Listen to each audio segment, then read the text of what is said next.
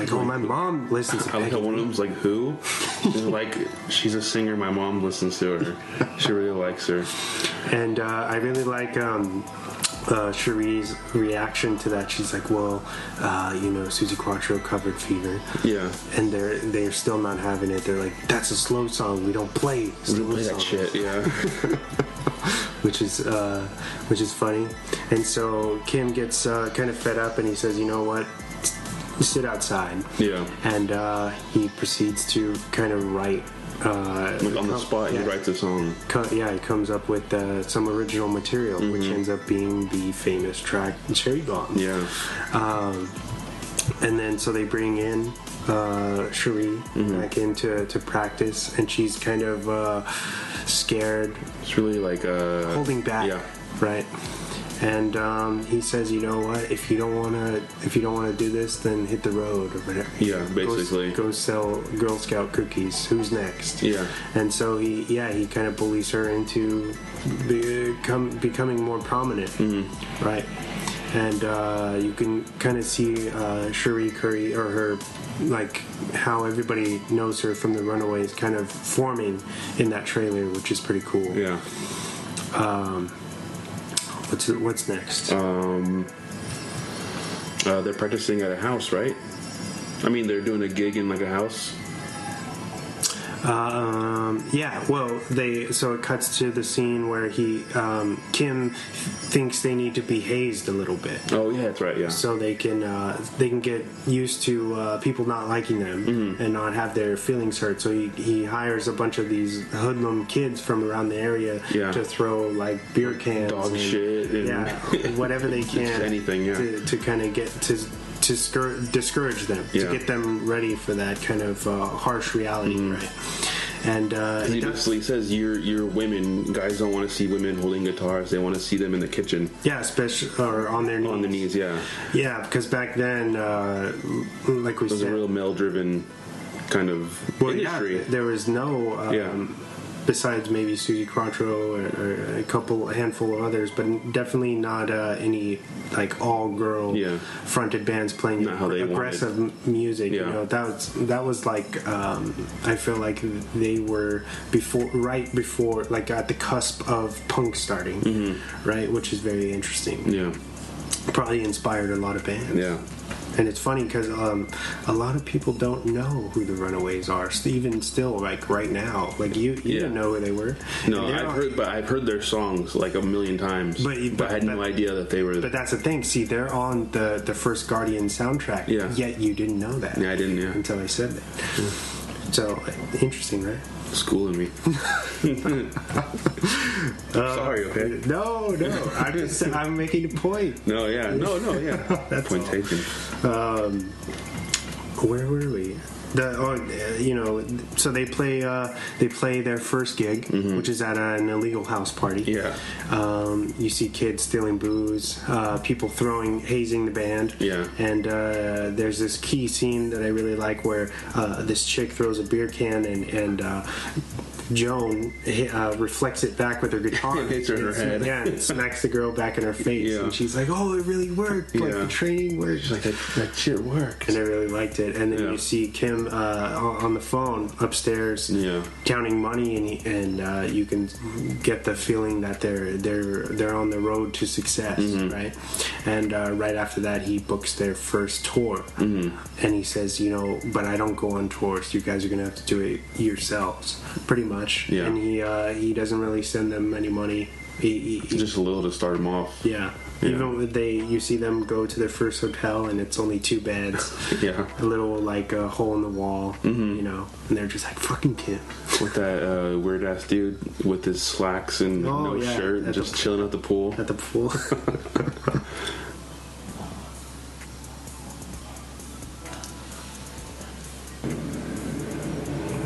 All right, so the band actually they bond over drugs and booze. Yeah, big surprise. Yeah, right. Rock and roll.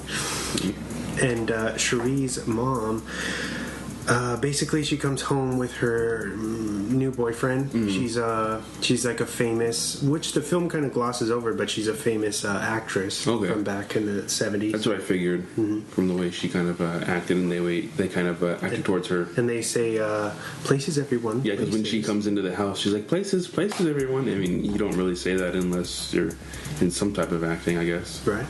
Yeah. The mom comes home, Cherie's mom, and tells her and her sister that they want to move to Indonesia because her boyfriend lives out there.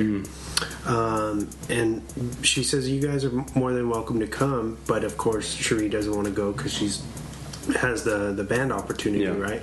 So then I guess they opt to stay with the dad. Yeah, with their dad at their aunt's house. And I think the grandma's there too. And basically the dad's like an alcoholic. He's not really mentally there, or that's what I picked up from that. Yeah. They kind of really jump through that. I guess like the subplot of her and her sister kind of struggling, but then you see Cherie starts to leave her sister behind to kind of clean up the dirty work, so to speak. And I think she kind of feels bad for that too, about that whole thing, kind of leaving her in that situation while she gets to do the fun stuff, I guess. But then that's when they leave, and her dad is passed out on the street, right, in his car. Yep. Yeah.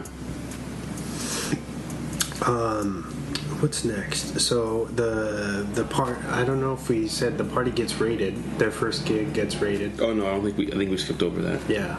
So the party gets raided. Yeah. And then shortly after that, Kim gets the girls their first tour gig. What's next? That's when they go to the hotel.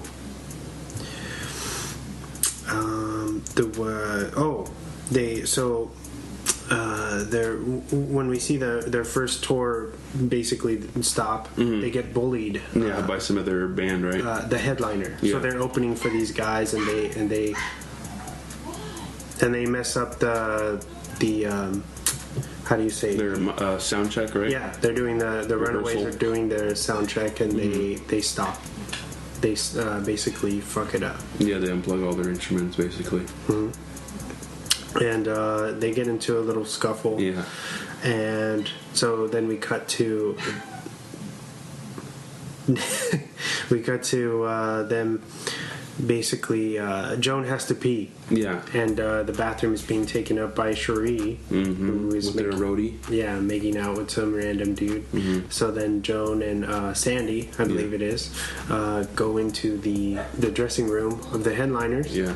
And Joan pisses on the guitar. Yeah, and I like what she says. It'll probably make them sound better. Yeah. It's pretty awesome moment in the movie. Yeah. We'll get into who that actually was in real life in the Swann facts. Nice. But what happens after that? There's obviously some drug experimentation in there. You don't say. Yeah.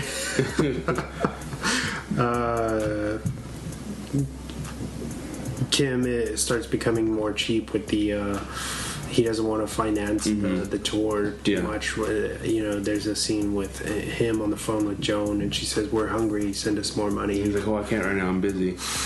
I think he says that I'm in a meeting, something like that. Yeah. And he's sleeping with somebody. Yeah, probably at the same secretary time. or something. Shortly after this, Joan develops a crush on Cherie, where you see they kind of become more romantically involved. Yeah. Kim gets the Runaways signed to Mercury Records. Yeah, that was a cool part. Yeah. That follows like this classic kind of montage of the girls rising to fame, where they're kind of... You kind of see all their newspaper articles and magazine covers and stuff like that. They become internationally known. Yeah. The girls play Japan right after this. Where that's when her sister even asked she wants to go with them, but she's like Cherie's like, well, no one's really bringing family, and then she's like, well, I can do you guys' makeup if you want, And then she's like, well, we do our own makeup, so we don't really need that. She's like, well, I can make you guys some purses or something. She's like, no, not really. It's okay. She just kind of brushes her off, like, oh, no, you stay here. Yeah. And right after this, they kind of introduce, like, the punk scene, how that becomes big, with Joan kind of creating her own Sex Pistols shirt, because they were getting big around that time, too. Cherie becomes kind of a diva, and you see, like, she starts taking herself way more seriously and doing these kind of solo photo shoots. And I with that photo shoot thing, that scene, I really do think that she thought it was like everyone else was getting their own photo shoot, but then it kind of gets turned upside down, and she gets blindsided by the other, because it makes it look like she did it on purpose and she knew about the whole thing.